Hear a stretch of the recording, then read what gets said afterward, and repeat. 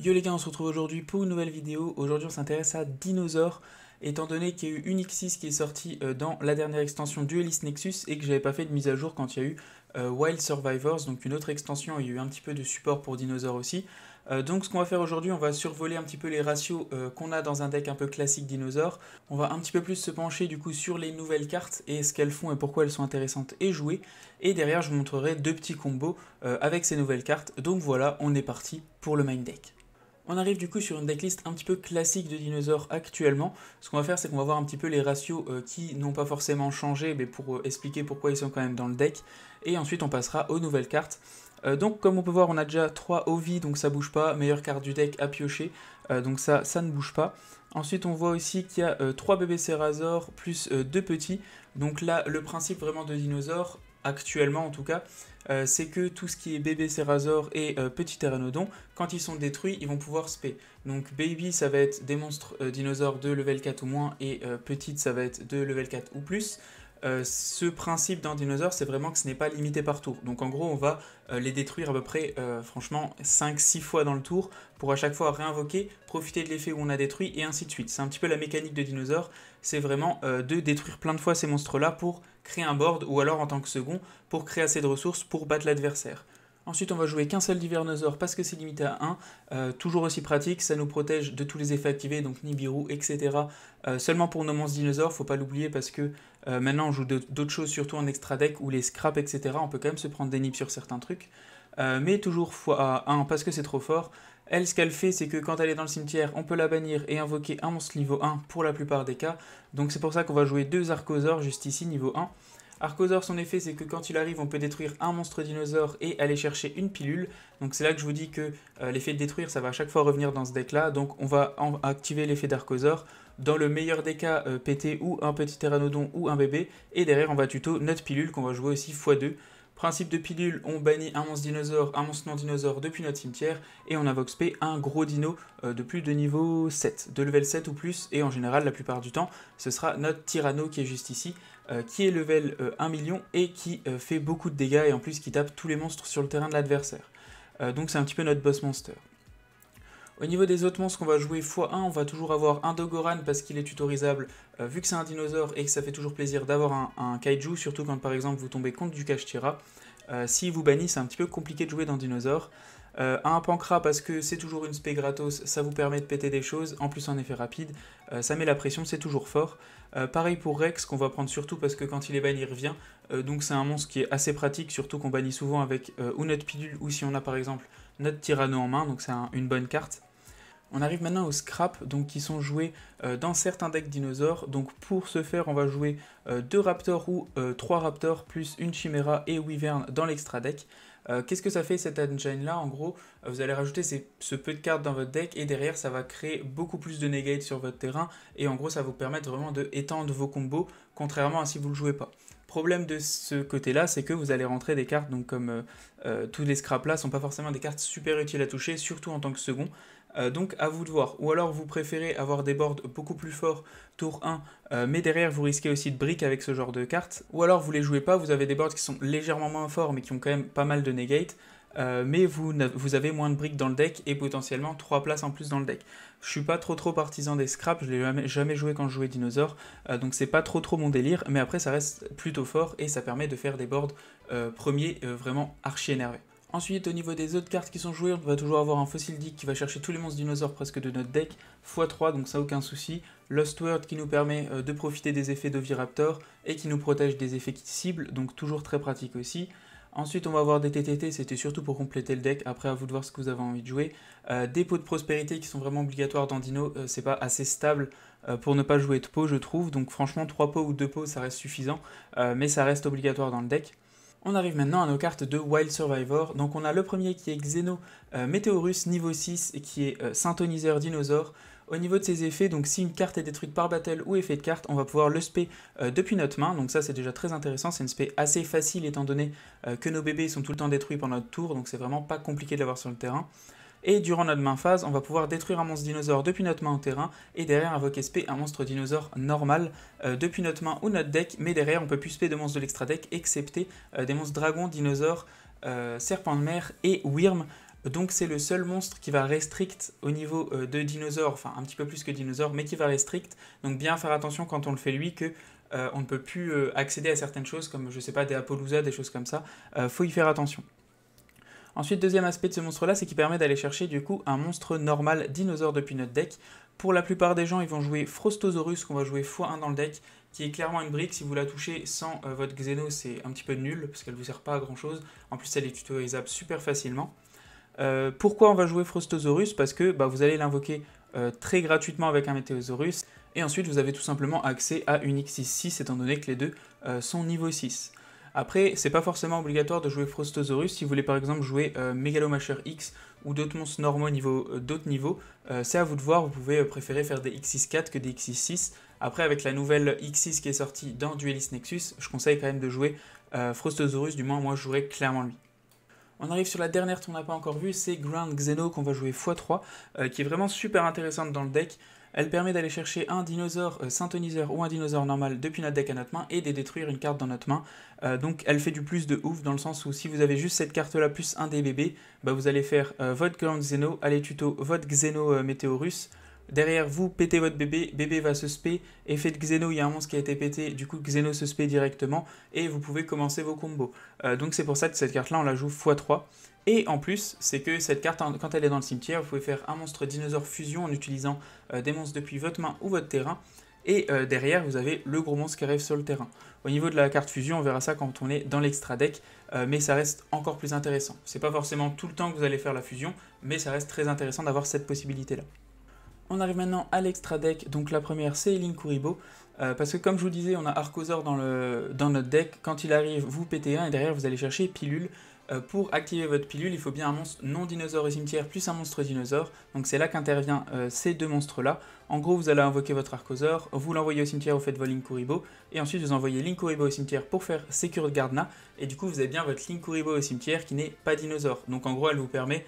ces deux monstres-là vous permettent que si vous avez Archosaur, vous êtes sûr de pouvoir activer votre Double Evolution Pile directement. Donc c'est pour ça qu'elles sont intéressantes ces deux cartes-là.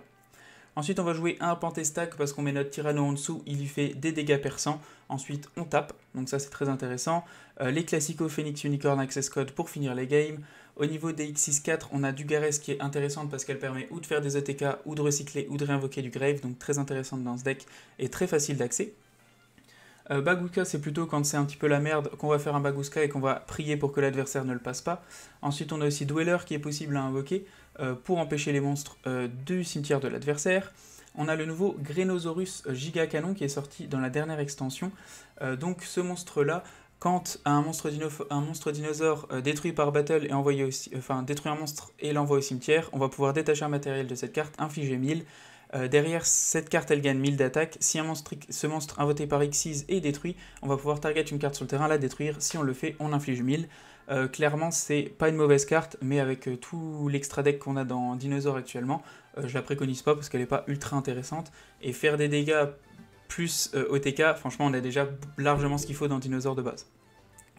Ensuite au niveau des X6-4 par contre on a Dolka qu'on va jouer x1 ou x2 et Lagia x1 ou x2 aussi. Au niveau des Volzar, c'est bien noté que c'est pas limité par tour leurs effets, donc Dolka elle a bien 2 matériels pour annuler des monstres, donc vous allez pouvoir annuler 2 fois pendant le même tour. Lagia c'est le même principe, mais comme elle détache 2 matériels, ça fait qu'une seule negate. Ensuite au niveau des X6 qu'on va jouer, on va avoir Drill Lydianus, qui n'est pas forcément joué dans toutes les decklists. Maintenant je trouve que ça vaut plus forcément le coup maintenant qu'il y a Lars honnêtement. Donc ce monstre là, tant qu'il n'a pas de matériel, on fait des dégâts doublés si on tape notre adversaire. Ensuite on peut utiliser chacun de ses effets suivants qu'une seule fois par tour. On peut détacher un matériel de cette carte et target un de nos monstres bannis dinosaures. L'invoquer spé, pour moi c'est l'aspect du monstre qui est intéressant. Après la place dans l'extra deck dinosaure reste un peu limitée, donc est-ce que moi je le rentrerai? Je pense pas, après elle reste quand même intéressante.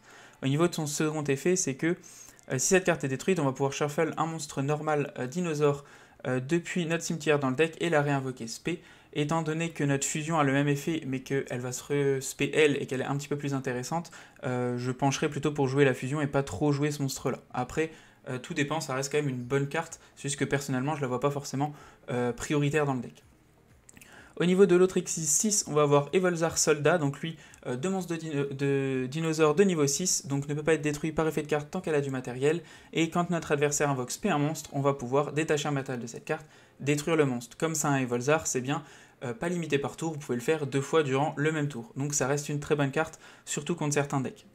On arrive maintenant à notre petit nouveau, donc Evolzar Lars, qui est sorti dans Duelist Nexus. Donc pour l'invoquer, c'est 2 monstres de niveau 6, donc c'est devenu très facile à faire étant donné que rien que Xeno nous permet d'avoir accès à lui en invoquant notre Frostosaurus sur le terrain.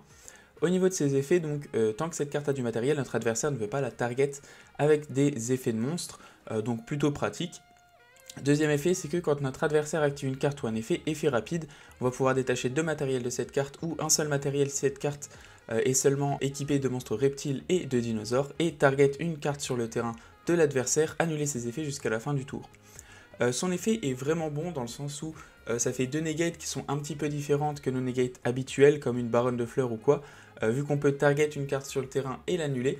Seul petit souci, c'est que on a l'impression que ça rappelle un petit peu notre Hot Red Dragon Archfiend Abyss, mais c'est clairement 1000 fois mieux notre Hot Red que Lars, étant donné que Hot Red va pouvoir activer son effet n'importe quand, donc en effet rapide pouvoir negate une carte face-up sur le terrain jusqu'à la fin du tour, alors que Lars c'est bien quand l'adversaire active une carte. La différence c'est que si par exemple on se prend Dark Ruler et qu'on a quelque chose à chain, donc ou une magie rapide ou une piège qui peut s'activer un peu à n'importe quel timing, derrière avec notre Hot Red on va pouvoir activer son effet et derrière cibler la Dark Ruler No More sur le terrain de l'adversaire et l'annuler. Et du coup on passe dans certains cas au-dessus d'une Dark Ruler No More si on a ce qu'il faut. Alors que Lars pour le coup, même si on a ce qu'il faut, ça ne passera pas étant donné qu'il faut bien que ce soit l'adversaire qui active une carte pour que son effet puisse s'activer.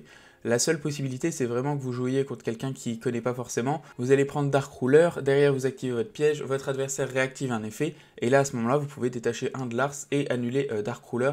Donc il y a une possibilité, mais si le gars en face est un minimum logique ou connaît un peu les cartes, il le fera jamais de la vie. Donc voilà pourquoi Lars est légèrement moins bon, mais ça reste quand même une bonne negate, et en plus ça reste une negate qui est différente. Par exemple pour annuler un terrain ou quoi, ça reste quand même super intéressant. Donc voilà. Ensuite au niveau des Xyz, on va toujours jouer un Zeus, donc sans souci parce qu'on joue des Xyz. Au niveau des synchros, on peut jouer potentiellement Borreload Savage et Baronne de Fleurs. Donc Borreload Savage si on joue Scrap, sinon il n'y a pas trop d'utilité. Donc c'est juste un Scrap Raptor qui est Synthoniseur plus un monstre niveau 4.